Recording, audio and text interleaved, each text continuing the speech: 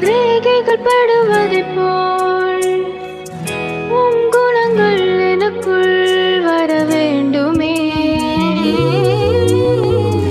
இதயத்திற்கு ஏற்றவன் இவன் என்று நீ சொல்லும் வகையில் நான் வாழுவேன். பக்குவமாய் பத்திரமாய் என்னை பார்த்துக் கொள்பவர் நீரே. காலான என்னையும் செயல்படுத்திட வல்லவரே. பக்குவமாய் பத்திரமாய் என்னை பார்த்துக் கொள்பவர் நீரே. காலான என்னையும் செயல்படுத்திட வல்லவரே. இசைக்கருவி கருத்துள்ளார் இசைப்பி